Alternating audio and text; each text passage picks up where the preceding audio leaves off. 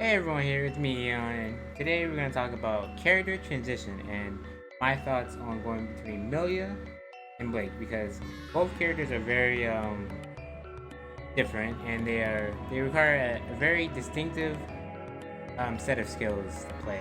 And I'm just going to give you my thoughts on like how it feels and my perspective going from Blake to Milia because Get ready! it's definitely a really weird experience. It's definitely something that I wanted to like talk about because I thought it'd be a very interesting conversation or topic to bring up. So I thought, why not make a video, right? So, so let's talk about it, right? So going between Blake and Miller is very weird because actually Blake has these very strong like neutral tools, right? See this? 5B being a really strong neutral tool, right? And she has a lot of air mobility, right? She has a lot of good air mobility, right? So she has a lot of different tools that allow her to really run her game plan and outmaneuver her opponent really well. And the difference with Milia is that like she has less of a neutral presence, or yes, she can. I think she can control her opponent a lot less than Blake can because she's more about she needs to get that hit and then put you into set play, right? And Blake is basically the same thing. He does the same. I think they have the similar game plans, but it's really about like how they like get to it first. I think Blake gets to it way easier than Milia for like obvious reasons, being that she just has stronger neutral tools, and she also has the ability of of an assist being on the screen, right? And I think that's two different things, right? Because she has a lot more tools to help her really get to where she wants to be. But on the other hand, Milia doesn't have as many tools because they really execute or really control. That's not really what she wants to do. What she wants to do is get the hit, put you in the set play, and then keep looping it. That's really that's the basics of her game plan, really. So for me, going between these two was really interesting because I went from having a lot of strong tools to like control people. I really say, oh, hey, I control I control this space right here, right? I control this space, and also have the ability of assist, obviously, like I mentioned before. And I went from having all this control and freedom to really do what I want to going straight into like I have to like have a really strong understanding of footsie, and Millia requires exactly what I just said, a really strong understanding of footsies because she doesn't have all these strong neutral tools to really get her in, right?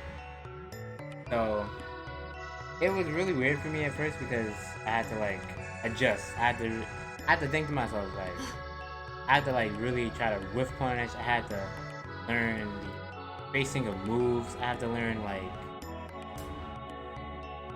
I had to also learn like when I should try to go in and engage, and a lot of different things because it's Guilty Gear is a vastly different game, different mechanics, and different characters obviously. So it was definitely weird at first because I had to like get a hold of it at first, but once I got used to it, playing Melee was getting easier and easier by the day. So it was just more of its practice and like more or less just like really grinding it out. Because at first I was struggling a bit, but I got through it. I don't think it was just really awkward at first, but it's not too bad. But yeah, it's just like I went from having a lot of strong control and neutral options, to like just only having really strong movement options and really strong set play. I'd argue that Amelia's set play is better. I think actually, I think it is a bit better than Blake's in general, but that's a little bit weird topic because there's way too many factors to consider, like this, whether she's solo or not.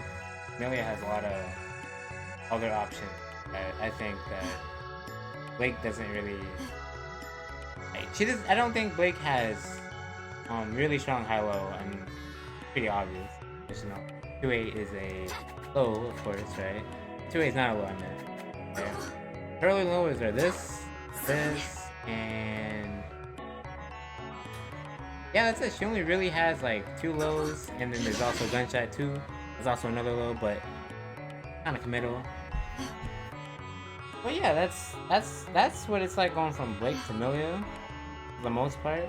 Now, let's move on to Milia to Blake now. Talking more about Milia here, and just the overall transition to Guilty Gear and BB Tag. So, Milia here, as you can see, she has very, I wouldn't say short buttons, but they're just not as long or as big as the buttons I'm generally used to. And she has a lot of different move options, including Capel and this move. And she has 2 air dashes, which is something I'm definitely not used to. Really cool, actually. But, besides fun. So, really, Blake has a lot of different... She moves a lot more horizontally across the screen in terms of, like, movement distinctions to get across, to really move around. And, she's able to stay in the air a lot more, like, on a consistent basis, because she just has more air action. Not air action, but more air options. She can just cancel her air option to another air option, into another air option, and then before she has to land again. So it's different in that aspect because, like, this move for sure, you gotta land, right? She can still like do something coming out of it, right? She can still do something coming out of it, but it's not like the same because she has to fall to the ground eventually. She's going to fall to the ground at a specific space because she's jumping off of the hairpin, right?